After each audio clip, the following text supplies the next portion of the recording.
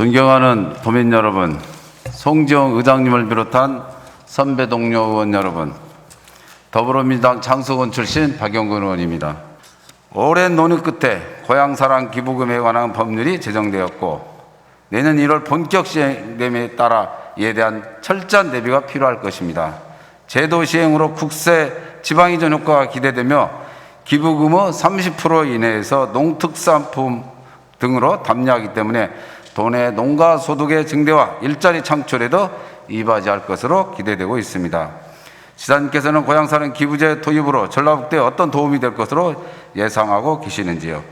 2018년 전북연구원은 출향인 기부의향 설문조사를 통해 전라북도 출향 인구 189만 중 61.1%가 경제활동 인구이며 이 가운데 24.5%가 기부에 참여할 것으로 추정해 약 374억 원의 추가 세수를 확보할 수 있을 것으로 예상했습니다.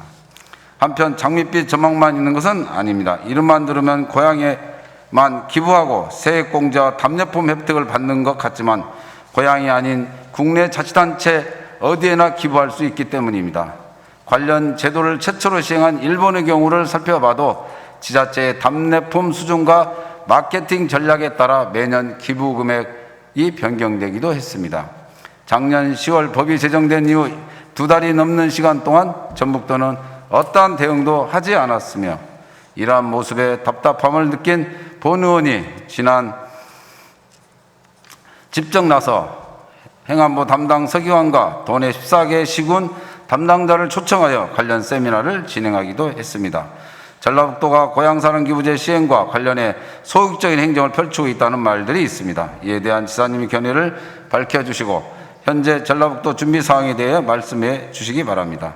전라북도의 경우 출향인사관리는 정무계획과 관계인구 및 전북사랑 도민제도는 대도약 청년과, 세정 업무는 세정과에서 맡아 처리하고 있어 효율적인 업무 추진이 어려워 관련 업무를 전담할 조직이 꼭 필요하다고 생각합니다. 고향사랑 기부제는 출향도민 등에 대한 기부 모금 홍보, 지역 특산품 등 답례품 개발, 마케팅 전략 수립, 기금 사용처 발굴 관리 등 여러 부서 업무가 종합적으로 연계되어 있는데 향후 효율적인 업무 추진을 위한 별도 전담부서 구성 계획이 있는지 말씀해 주시기 바랍니다.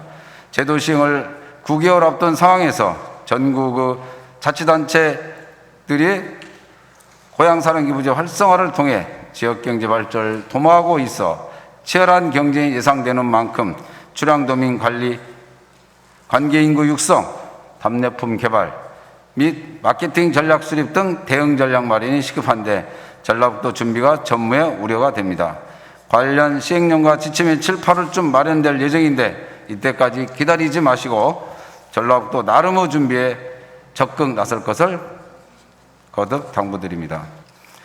보호종료 아동에 대한 지원 확대에 관하여 몇 가지 말씀을 드리겠습니다.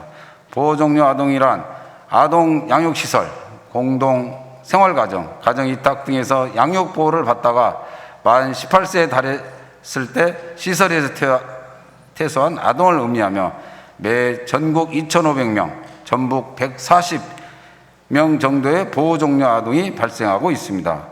보호종료 아동에게는 500만 원의 자립정착금과 5년간 월 30만 원의 자립수당이 사실상 전부로 18에 갑작스럽게 어른이 되어버린 그들은 험난한 현실의 벽을 온전히 홀로 감당할 수밖에 없습니다. 현재 보호종료 아동에 대한 재정적 지원이 자립하기에 충분하다고 생각하는지 견해를 밝혀주시기 바랍니다.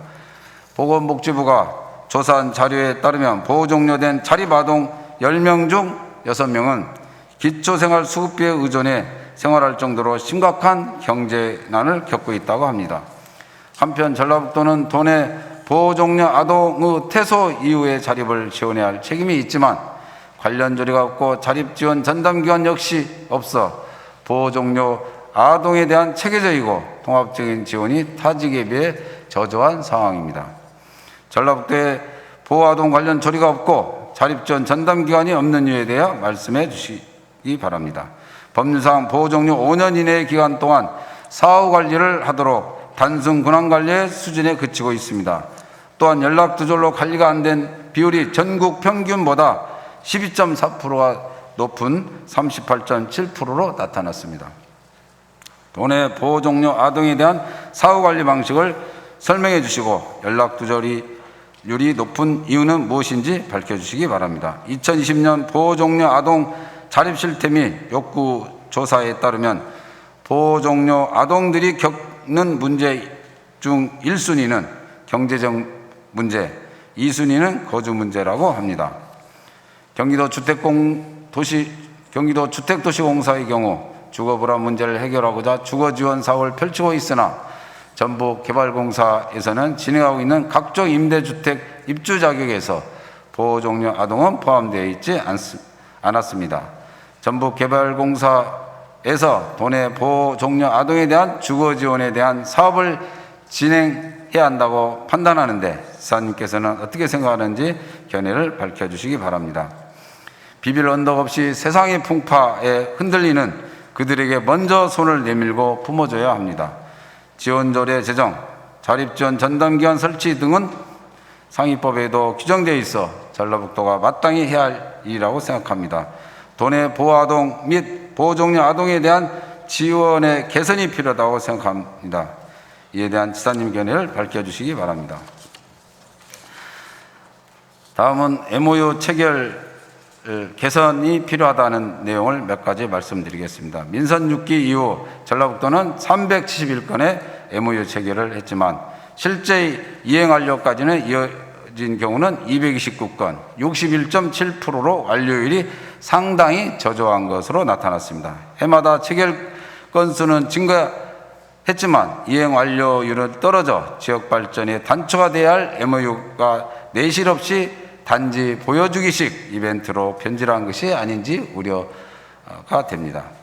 전라북도가 맺은 많은 MOU가 투자 이치로 이어지지 않고 있습니다. 지사님께서는 그 이유가 무엇이라고 생각하시나요?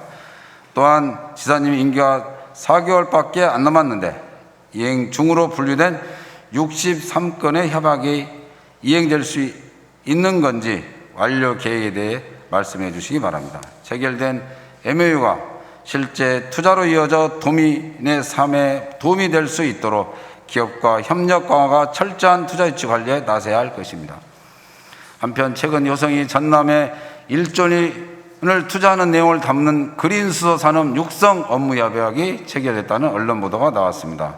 효성은 2013년부터 전라북도와 깊은 인연을 맺어오며 2028년까지 탄소산업 1조원 투자를 약속한 집토끼입니다. 전라북도는 미래 신산업으로 수산업을 꾸며 관련 생태계를 구축했다고 의지를 밝혀왔지만 집토끼 단속도 실패하며 타 지자체에 신규 투자하는 것을 손 놓고 지켜만 봐왔습니다. 전라북도가 효성 투자 동향조차 파악하지 못한 것은 또 도 행정의 큰 실책이라고 생각합니다. 또다시 이런 안일한 대응이 있어서는 안 된다고 생각합니다. 이에 대한 지사님의 견해를 밝혀주시기 바랍니다. 이상으로 도정 질문을 마치겠습니다. 긴 시간 경청해 주셔서 감사합니다.